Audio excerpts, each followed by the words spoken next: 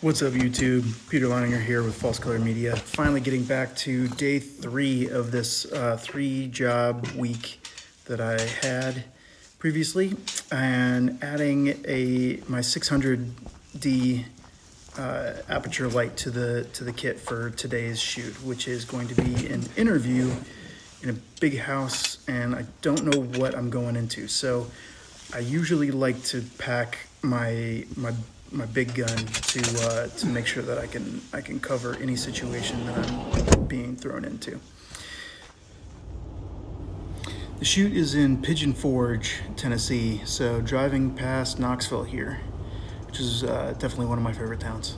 I like Knoxville a lot. It's super fun, great mountain bike town, and I pass through there pretty frequently.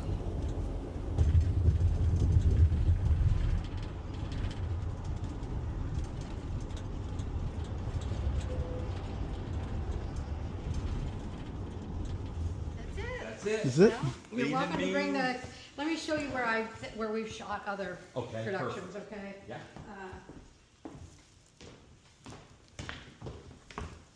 Right here in front of this, and we can move whatever you want to. Okay. You know. That'd be beautiful. Wonderful. You know, I can move all of that. I started moving everything. So, and the two chairs, because I assume you're going to want to sit next to him. No, just be him on camera. Oh, okay. But I understand. But you still. Okay. Yeah, I'll just sit Alright. beside the camera. Yeah, so, we can move these 2 chairs here. Perfect. Is that okay? Yeah, Okay, so wonderful. you can set up any way you want. We gotta move stuff, it's okay. Nice and easy. Perfect. Okay. So how many lights and how many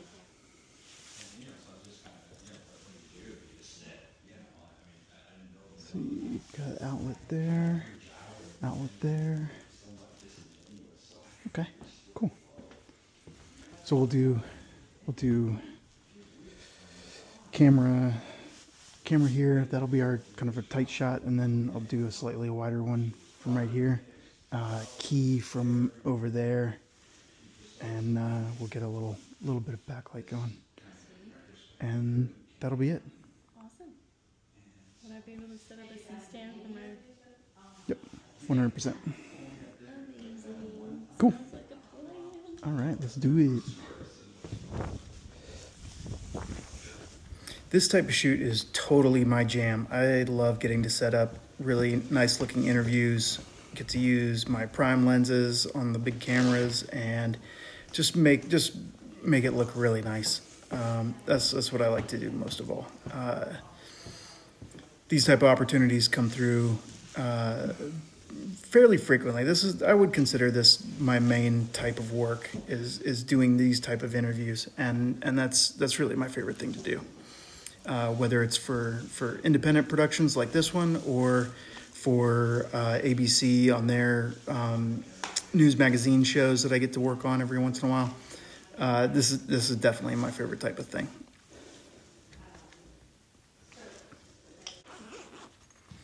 I've got the 85 going on the FX9, and that's going to be the tight lens. That's going to be the close-up shot. And then I was auditioning the 35 for the wide, and it was just too wide. So ended up going with the 50 on the FX6 for the wide shot. And I think everything turned out pretty well. It looked really good in the end. This is the view from the subject's chair. So we've got our 2 cameras and our key and fill light, and then the backlight back there. For the fill, I'm using the Amaran F22. It's just kind of helping wrap the light from the 600D and make that look really good. My audio op Bryn right there, miking up our subject, this fella named John, who runs the Titanic Museum in Pigeon Forge. She did a great job. Everything sounded really good, had time code boxes on both cameras, so we were all synced up throughout the entire shoot, which was great. That's exactly how I expected, and she did a great job.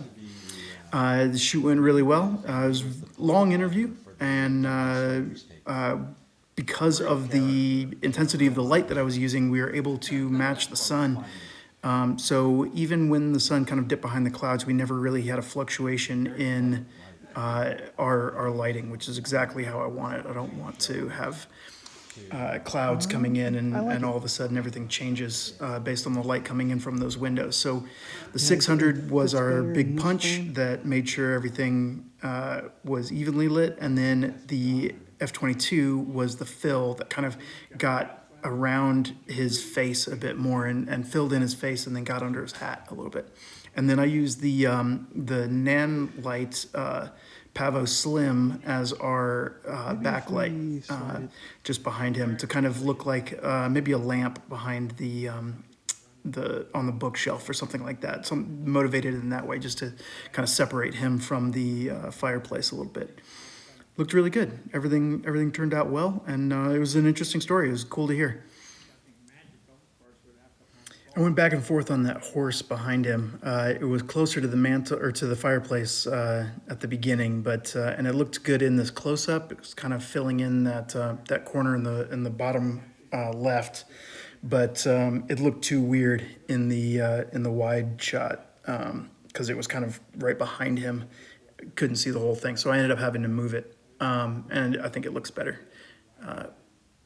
with it where it is. It's in a decent spot for the wide, and that's where you see it more. It looks less weird. Was it treated as a novel idea or too far-fetched? Well, it was a novel idea. Do something like that.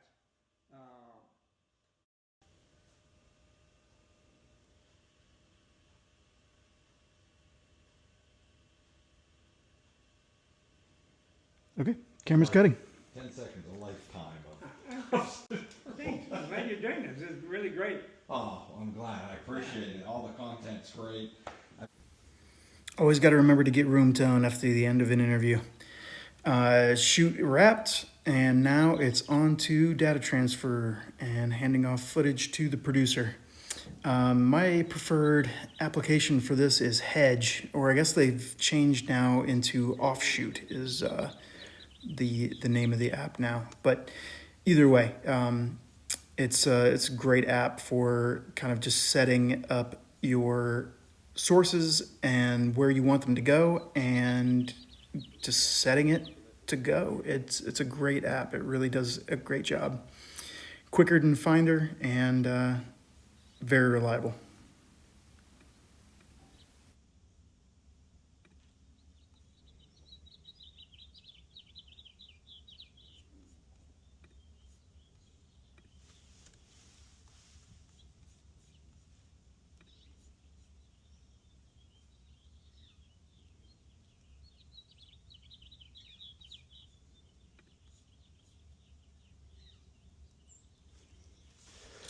See you guys. Drive safe. Yeah, you too. Unfortunately, wishing that my coworkers would drive safe was an ill omen for me, for I would not drive safe.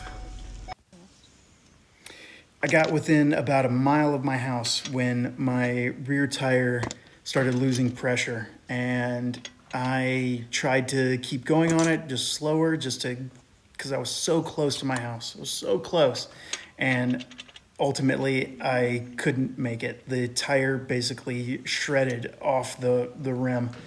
AAA came out and helped me out, but this is at like 10 o'clock at night now, and Tire freeze. I just had the tires rotated recently, and they used their air ratchet and bolted the lug nuts on so tight that he could not get the wheel off.